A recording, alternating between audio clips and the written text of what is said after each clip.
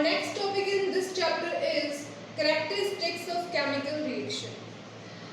In previous lecture we also talk about the characteristic of chemical reaction, but now we discuss it in detail. Those are the characteristics. Number 1, evolution of gas. Number 2,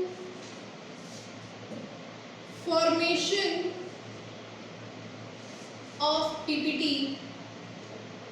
Number 3, change in state. Number 4, change in temperature. And number 5,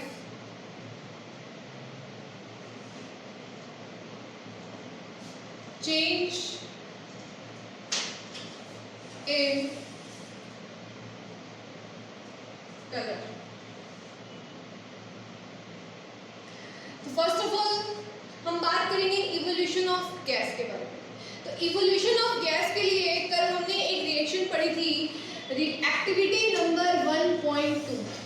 activity number 1.2 थी कि when we react zinc with dilute H2SO4 और dilute HCl, Zn plus H2SO4, या फिर हमने इसकी reaction की थी HCl के साथ में, और यहाँ बना था ZnSO4 प्लस हाइड्रोजन गैस, या फिर ZnCl2 प्लस हाइड्रोजन गैस। इस रिएक्शन के अंदर हाइड्रोजन गैस इवॉल्व हुई थी, और जैसे ही ये हाइड्रोजन गैस इवॉल्व हुई हमें पता लग गया कि भाई रिएक्शन जो है वो कंप्लीट हो चुकी है। ऐसे ही कोई भी रिएक्शन जिसके अंदर गैस इवॉल्व होती है या गैस रिलीज होती है, उसके बारे में हम ये बता सकते हैं कि जैसे ही गैस रिलीज हुई रिएक्शन कंप्लीट हो गई। इसी तरीके से पूरी बुक में ऐसे बहुत सारे एग्जांपल्स हैं जिनमें गैस रिलीज होती है। एक एग्जांपल और मैं यहाँ लिखी हूँ, ये रिएक्शन हमने बहुत क्लियरली अपनी डेली लाइफ में भी बहुत बार देखी है। इसके बाद हम बात करते हैं बहुत ही कॉमन एग्जांपल की जो हम अपनी डेली लाइफ में देखते हैं। आपने देखा होगा कि घर में जो सोडा होता है, सोडा मतलब जो बेकिंग सोडा हम बोलते हैं, उस बेकिंग सोडा को हम किसी बैटर में डालते हैं या फिर हमने किसी एसिड के अंदर उसको डाला तो उसमें बबल्स निकलते हैं। या आप सबने नोटिस किया होगा, आपने कभी इनो में से भी आपने बबल्स निकलते देखा होगा।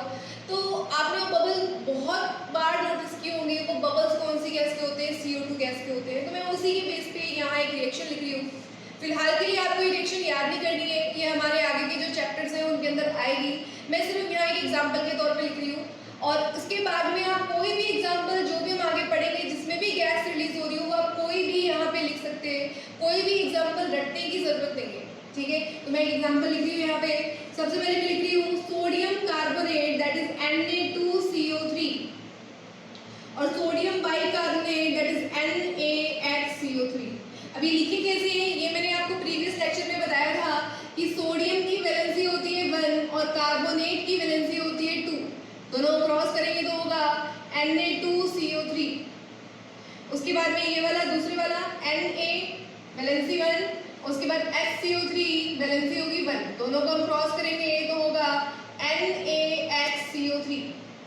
ये होता है वॉशिंग सोडा, ये होता है वॉशिंग सोडा, और ये होता है बेकिंग सोडा। बेकिंग सोडा घर में सबने देखा होगा। बेकिंग सोडा हम बहुत कॉमनली घर में यूज करते हैं, बहुत ज़्यादा। उसके बाद में ये वॉशिंग सोडा और बेकिंग सोडा की रिएक्शन अगर आप किसी भी एसिड से करवाते हैं, कोई मर्जी एसिड ले लो, उसके साथ में अगर आप कराओगे या इसमें विनेगर भी डालोगे तो इसमें CO2 गैस की एफर्वेसेंस आपको आती हुई क्लियरली दिखाई देगी। Na2CO3 प्लस HCl और H2SO4 भी ले लेते हैं, एक जैसे ही प्रोडक्ट बनेंगे दोनों में। NaCl plus CO2 plus H2O, Na2SO4 plus CO2 plus H2O। जैसे ही हमें ये CO2 गैस निकलती हुई दिखाई देगी, व्हाइट बबल्स के साथ में क्लियरली शो होगी, तभी हमें पता लग जाएगा कि रिएक्शन जो है वो कंप्लीट हो चुकी है। उसके बाद नेक्स्ट है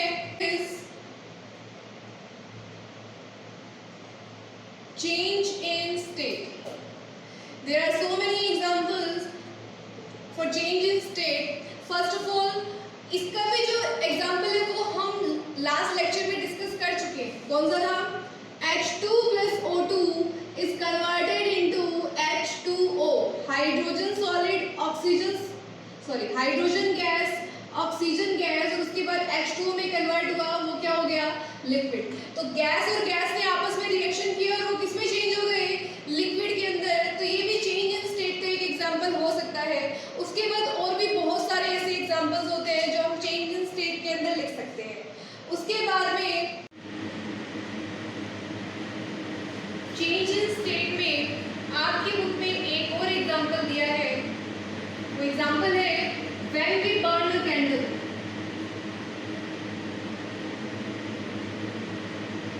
जो कैंडल में जो वैक्स होता है वो होता है सॉलिड स्टेट में। कैंडल का जो वैक्स होता है वो सॉलिड स्टेट में होता है, और जब हम इसे बर्न करते हैं तो वैक्स किसमें कन्वर्ट होता है? लिक्विड स्टेट में कन्वर्ट होता है, और साथ में गैस रिलीज होती है CO2, जो कि कैसे होती है? गैसेस स्टेट में। तो सॉलिड से कन्वर्ट हुआ वैक्स लिक्विड स्टेट में, और एक गैस रिलीज हुई जो कि कैसी हुई? Gases state. तो ये भी चेंज इन स्टेट का एक एग्जांपल है जो आपकी बुक के अंदर दिया हुआ है। उसके बाद में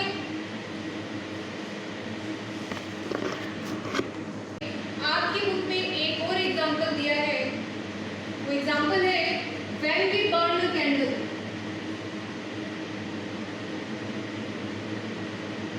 जो कैंडल में जो वैक्स होता है वो होता है सॉलिड स्टेट में।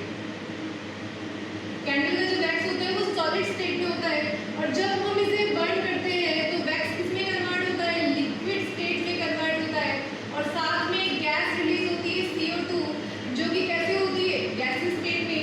तो सॉलिड से कन्वर्ट हुआ वैक्स लिक्विड स्टेट में, और एक गैस रिलीज हुई जो कि कैसी हुई? Gases state. तो ये भी चेंज इन स्टेट का एक एग्जांपल है जो आपकी बुक के अंदर दिया हुआ है। उसके बाद में चेंज इन टेम्परेचर। तो चेंज इन टेम्परेचर के लिए भी हम कल वाला एग्जांपल जो है वो वापस से लिख सकते हैं। कैसा था? Zn plus Zn plus hydrogen gas. और मैंने आपको ये बोला था कि जैसे ही हाइड्रोजन गैस निकलेगी तो हमें जो टेस्ट ट्यूब है वो वार्म फील होगी, हमें ऐसा लगेगा कि टेस्ट ट्यूब गर्म हो गई है, और वार्म फील होने से टेम्परेचर जो है वो राइज हो गया, और टेम्परेचर राइज हो गया तो हम ये बोल सकते हैं हीट वहाँ पे बाहर निकल रही है। तो इस रिएक्शन को हम बोलेंगे एक्सोथर्मिक। क्या बोलेंगे इसको हम? Exothermic reaction. This is exothermic reaction. तो यहाँ पे टेम्परेचर इंक्रीज हो रहा है रिएक्शन का, तो हम इसे एक्सोथर्मिक रिएक्शन बोलेंगे। ऐसे ही बहुत सारे रिएक्शन में टेम्परेचर कम भी होता है, टेस्ट ट्यूब हमें ठंडी लगती है, तो वो रिएक्शन हो जाएगी एंडोथर्मिक रिएक्शन। जैसे अमोनियम क्लोराइड की कोई रिएक्शन है, या और भी कोई एग्जांपल अगर आगे आएगा तो हम लोग उसकी बात कर लेंगे। ये एग्जांपल है एक्सोथर्मिक का। उसके बाद में जैसे कोई भी डिकम्पोजिशन की रिएक्शन होती है वो एंडोथर्मिक की होती है। जैसे आपने लास्ट थर्ड चैप्टर में एक फर्स्ट एग्जांपल पढ़ा था CaCO3, इसको अगर आप हीट करते हैं तो ये कन्वर्ट होता है CaO plus CO2। Breakdown of CaCO3 converted into CaO and CO2। तो यहाँ पे हीट कंज्यूम हुई है, हीट कंज्यूम होती है तो वो होती है एंडोथर्मिक, वो होती है एंडोथर्मिक। और अगर हीट अगर बाहर रिलीज होती है, हीट अगर इवॉल्व होती है तो हम उसको बोलते हैं एक्सोथर्मिक। और उसके बाद में अगर हीट आप कंज्यूम कर रहे हो किसी रिएक्शन के अंदर तो वो हो जाएगी एंडोथर्मिक। तो ये चेंज इन टेम्परेचर की रिएक्शंस है।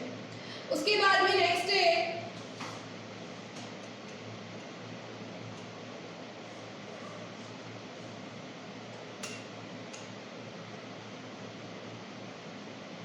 Number 4, formation of PPT। तो PPT का मतलब मैंने आपको कल भी बताया था कि PPT का मतलब होता है कोई भी टेस्ट ट्यूब के अंदर रिएक्शन होने के बाद में अगर सॉलिडिफाइड मटेरियल टेस्ट ट्यूब में नीचे जमा हो जाता है तो उसको हम PPT बोलते हैं। तो हमने PPT के बताने के लिए भी एक रिएक्शन हमने कल ही डिस्कस की थी, एक्टिविटी नंबर 1.3, और वो एक्टिविटी थी कि लेड नाइट्रेट PbNO3 का होल ट्वाइस। अगर हमने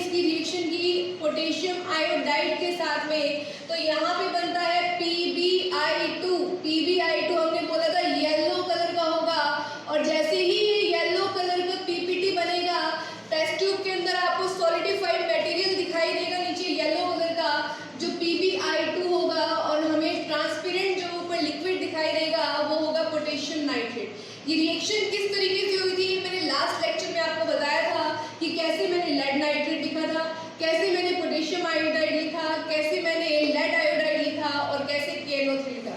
तो this reaction is also this reaction is also for formation of PPT।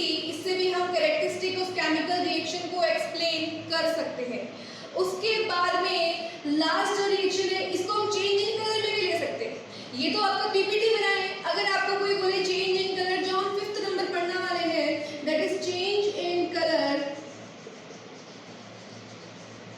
उसमें भी आप ये एग्जांपल लिख सकते हैं क्योंकि यहाँ पे लेड आयोडाइड का कलर येलो है और येलो जो है ये दोनों व्हाइट कलर के होते हैं, व्हाइट से येलो में चेंज हुए तो वो हम इसमें भी लिख सकते हैं। उसके बाद में आपकी एस चांद के बुक में 2 एग्जांपल और लिखे हुए हैं, हम उन दोनों एग्जांपल के बारे में भी बात कर लेते हैं। उसमें लिखा हुआ है सिट्रिक एसिड,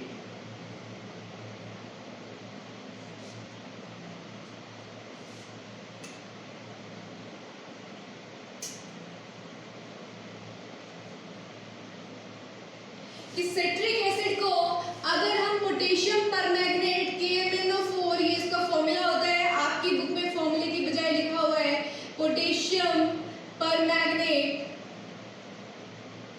जो कि पर्पल कलर का होता है। अगर इसके अंदर आपने सिट्रिक एसिड किया तो धीरे धीरे इसका पर्पल कलर जो है वो डिसअपीयर हो जाता है और ये हो जाता है कलरलेस। तो ये हो जाता है कलरलेस। सिट्रिक एसिड KMnO4 में ऐड करने पे ये कलरलेस हो जाता है।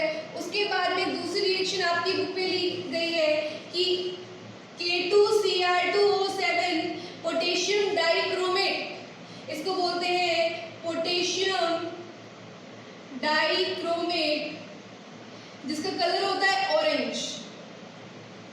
अगर इसको इसके साथ में आपने SO2 गैस अगर इसके साथ में ऐड की तो ये हो जाता है ग्रीन कलर का। कैसा हो जाएगा ये?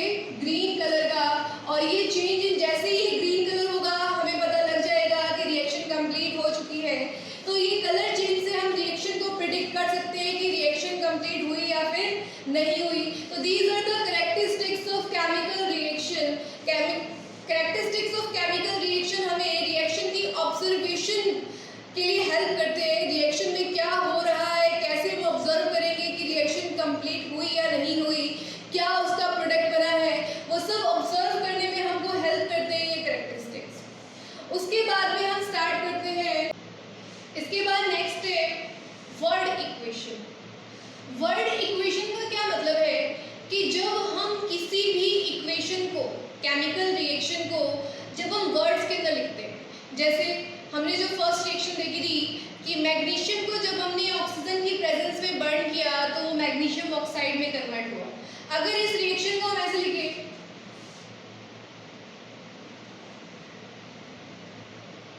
Magnesium plus oxygen is converted into magnesium oxide, तो हम इसको बोल सकते हैं वर्ड इक्वेशन। और अगर हम इसे सिंबॉलिक उसमें लिखें Mg प्लस O2 MgO, तो ये हमने इसको सिंबॉलिक फॉर्म में लिखा। तो इसको इस सिंपल इस वर्ड में लिखने को हम इसे वर्ड इक्वेशन बोलते हैं, पर लेकिन ये इक्वेशन लिखने का सही तरीका नहीं है। उसके बाद में सही तरीका कैसे होगा ये भी हम आगे देखेंगे कि इक्वेशन को इंफॉर्मेटिव कैसे बनाया जाए। ये नॉन कन्वेंशनल तरीका है, ये कन्वेंशनल है कि हम इसको इजी वे में इस तरीके से लिख सकते हैं। मैग्नीशियम हमने सिंबॉलिक फॉर्म में लिखा, ऑक्सीजन हमने सिंबॉलिक फॉर्म में लिखा, मैग्नीशियम ऑक्साइड में हमने सिंबॉलिक फॉर्म में लिखा। उसके बाद में रिएक्शन को और ज़्यादा इंफॉर्मेटिव हम कैसे बना सकते हैं वो भी हम आगे देखेंगे। उससे पहले एक और टर्म आती है balanced chemical equation. What do you mean by balanced chemical equation? Balance chemical equation का जो रूल है वो आपने 9th क्लास के केमिस्ट्री के चैप्टर नंबर 3 में भी पढ़ा था, जहां पे आपने नंबर 1 पढ़ा था लॉ ऑफ कंजर्वेशन जहां एक स्टेटमेंट था मास can neither be created not be destroyed, कि मास को ना तो क्रिएट किया जा सकता है ना ही उसको डिस्ट्रॉय किया जा सकता है। तो वहां पे एक एग्जांपल होता था CaCO3 is converted into CaO plus CO2, जिसका हमने एटॉमिक मास हमने लिखा था 100, this is 44 and this is 56 और टोटल हमने बोला था 100 और 100। अब ये तो वहां पे रटा रटाया हमारे पास एग्जांपल था, इसमें कोई बैलेंसिंग की जरूरत नहीं है। एक्चुअल में अगर हम किसी और दूसरी रिएक्शन की बात करें, सिंपल सा एग्जांपल लेते हैं, H2 plus O2 H2O, hydrogen का मास है 2, ये हमने 9th क्लास में सीखा था कि कैसे 2 है। ऑक्सीजन का मास है 32 और H2O का 2 + 16 18, तो इसका मास कितना हो गया 18 और यहाँ पे इसका टोटल कितना हुआ 34 और ये 18। तो ये तो इस लॉ को ओबे नहीं कर रहे कि रिएक्टेंट साइड का जो मास है प्रोडक्ट साइड के मास के इक्वल होना चाहिए, वो तो नहीं हो रहा। तो फिर क्या किया जाए, तो बैलेंस केमिकल इक्वेशन से हम लोग क्या करेंगे, रिएक्टेंट की साइड के जितने भी एटम हैं उतने ही एटम होने चाहिए प्रोडक्ट की साइड में भी, कि हाइड्रोजन के 2 एटम यहाँ हैं तो यहाँ पे भी 2 होने चाहिए, यहाँ पे ऑक्सीजन के 2 है तो यहाँ 1 क्यों है। तो जितने किसी भी एटम के जितने भी जो नंबर हैं वो यहाँ रिएक्टेंट में होंगे उतने ही प्रोडक्ट में होने भी जरूरी है। तो अगर मैं इस रिएक्शन को कुछ इस तरीके से लिखती 2H2 plus O2 converted into 2H2O, कि जब 2 मोल हाइड्रोजन गैस ने रिएक्ट किया 1 मोल ऑक्सीजन गैस के साथ में, तो 2 मोल वाटर बने, 2 मॉलिक्यूल बने वाटर के। जब 2 मॉलिक्यूल हाइड्रोजन गैस ने रिएक्ट किया 1 मॉलिक्यूल ऑक्सीजन के साथ में, तो 2 क्या बने, वाटर के मॉलिक्यूल बने। अब हम अगर इसका मास निकालेंगे तो सेम आएगा, देखो कैसे, 2H2 4, यहाँ पे 32 और ये कितना हो जाएगा 36, क्योंकि 2 × 18 कितना हो गया 36, तो ये भी टोटल कितना हो गया 36 और ये भी टोटल कितना हो गया 36। अब कंजर्वेशन ऑफ मास जो है वो ओबे हो रहा है कि प्रोडक्ट साइड रिएक्टेंट साइड में और प्रोडक्ट साइड में जो मास है वो इक्वल होना चाहिए। यहाँ पे भी 1 कैल्शियम था, यहाँ पे भी 1 कैल्शियम है, 1 कार्बन 3 ऑक्सीजन और 3 ऑक्सीजन। बिल्कुल इसी तरीके से यहाँ पे भी 4 हाइड्रोजन 2 ऑक्सीजन और 2 ऑक्सीजन। तो जब तक रिएक्टेंट साइड और प्रोडक्ट साइड दोनों में एटम्स के नंबर सेम नहीं होंगे तो उनका जो ये कंजर्वेशन ऑफ मास का जो रूल है ये फॉलो नहीं होगा।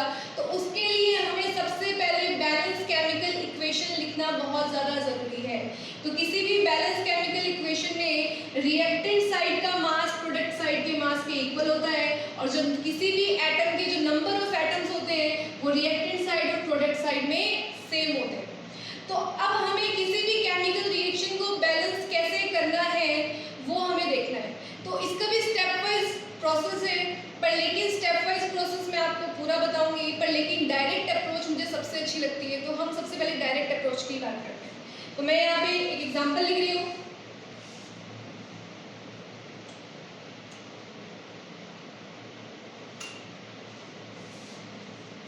N2 plus H2 is converted into NH3, कि नाइट्रोजन और हाइड्रोजन ने आपस में रिएक्शन की और वो कन्वर्ट हो गए अमोनिया गैस में। तो यहाँ पे अभी अगर मैं इसका मास निकालूं रिएक्टेंट साइड का और प्रोडक्ट साइड का तो वो सेम नहीं है, ये अनबैलेंस्ड है। कैसे, यहाँ पे नाइट्रोजन है 2 और यहाँ पे नाइट्रोजन है 1, यहाँ पे हाइड्रोजन है 2 और यहाँ पे हाइड्रोजन है 3, यहाँ पे 2 यहाँ पे 1, यहाँ पे ये 2 यहाँ पे ये 3, इसका मतलब बैलेंस तो नहीं है। तो अब इसको